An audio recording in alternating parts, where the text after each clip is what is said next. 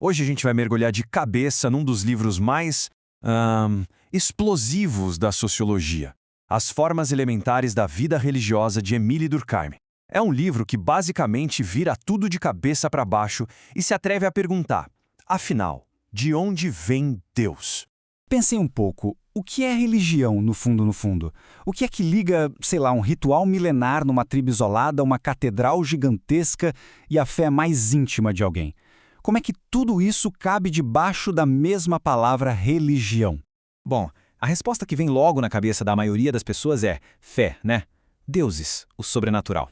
Alguma coisa que está além do nosso dia a dia, uma realidade separada, superior, misteriosa, que rege as coisas. Mas e se a gente pensasse diferente? E se toda essa força, essa sensação de algo maior que nós, não viesse de cima? E se viesse de nós mesmos, da gente, sempre que a gente se junta? É exatamente essa ideia revolucionária que a gente vai explorar hoje, seguindo os passos de Émile Durkheim. Para ele, a resposta não estava na teologia, não. Estava na sociologia. Ele tratou a religião como um fato social, algo que dá para investigar cientificamente, sabe? E o Durkheim agiu como um verdadeiro detetive social. Ele pensou, para entender essa confusão toda das religiões de hoje, eu preciso voltar para a cena do crime. Preciso achar sua forma mais original, mais pura de todas. O plano dele foi genial, super lógico. Primeiro passo, vamos desmontar a religião. Quais são as peças essenciais que estão em todas elas? Segundo, encontrar uma sociedade onde a religião exista na sua forma mais simples possível. E terceiro, a partir daí, achar as regras do jogo, as leis universais que valem para qualquer religião em qualquer lugar. E onde ele achou esse local do crime? Bem longe, nas tribos aborígenes da Austrália.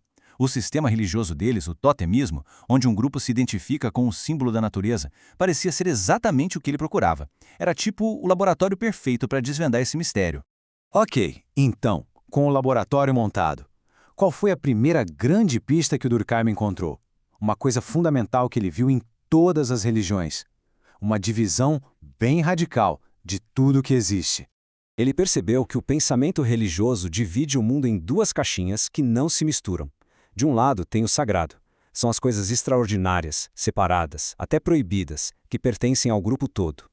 Do outro lado, o profano. É a nossa vida comum, o dia a dia, o trabalho, as nossas preocupações individuais, a rotina. E aqui está o pulo do gato.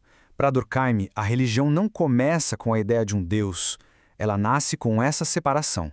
Essa fronteira que a gente cria entre o mundo sagrado e o mundo profano. É isso que dá a base para tudo. Para as regras, para a moral que une a comunidade. Tá, mas o que faz uma coisa ser sagrada? Da onde vem essa energia toda? A segunda pista do nosso detetive Durkheim vai direto nesse ponto, no motor que cria o sagrado. Ele deu um nome para isso: efervescência coletiva. Pensa numa energia quase elétrica que rola quando um monte de gente se junta com o mesmo foco, a mesma emoção. É uma vibração, sabe? Uma empolgação que faz cada um ali se sentir parte de algo gigante, muito maior do que ele sozinho. Durkheim notou que a vida dessas tribos tinha dois ritmos bem diferentes. Na maior parte do tempo, cada um estava na vida profana de caçar e coletar, espalhados. Mas de vez em quando, o clã inteiro se reunia para cerimônias, para rituais intensos. E era nesses momentos que, pum, a efervescência coletiva explodia. As pessoas se sentiam transportadas.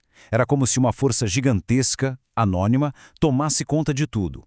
Uma força que, com certeza, não vinha de dentro de cada um deles.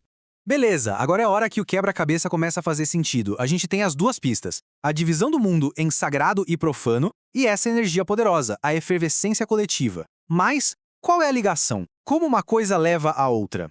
Essa energia toda é uma coisa muito abstrata, né? Difícil de pegar. Então, ela precisa de um alvo, um lugar para pousar. E o grupo, sem nem perceber, projeta essa força toda num símbolo. Geralmente um animal ou uma planta que se tornava o seu totem. E aqui vem a sacada de mestre do Durkheim. Ele percebeu que o totem era uma moeda de duas faces. De um lado, ele representava o princípio sagrado, o Deus, mas do outro, ele representava o próprio clã. As duas coisas eram, na verdade, a mesma coisa. O sagrado e o social se tornam uma coisa só. O próprio Durkheim resumiu isso de forma perfeita. Nas palavras dele, o deus do clã não pode ser outro senão o próprio clã, mas o clã transfigurado e imaginado na forma física de uma planta ou animal que serve de totem. A conclusão é chocante, né? Deus é a sociedade. Quando o pessoal do clã adora o totem, não estão adorando um bicho ou um espírito. Estão, sem se dar conta, adorando a força da sua própria união. A religião, então, é a sociedade se adorando. E por que isso é crucial? Porque é justamente esse ato que cria a cola social, os laços que mantêm todo mundo junto.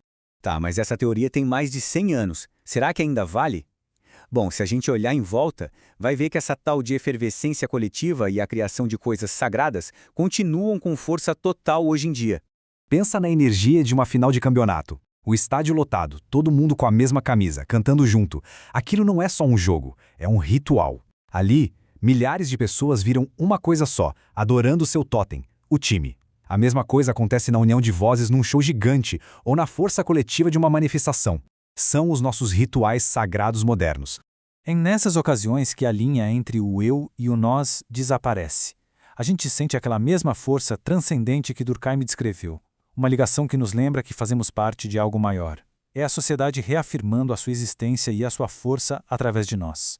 A teoria de Durkheim não diz que a religião é uma ilusão. Pelo contrário, mostra que a nossa necessidade do sagrado é real e profundamente social. A gente continua a criar símbolos e rituais para dar sentido à nossa vida coletiva. E isso deixa uma última reflexão no ar. Se a sociedade cria os seus próprios deuses para se manter unida, quais são os totens que a nossa sociedade global está criando neste exato momento?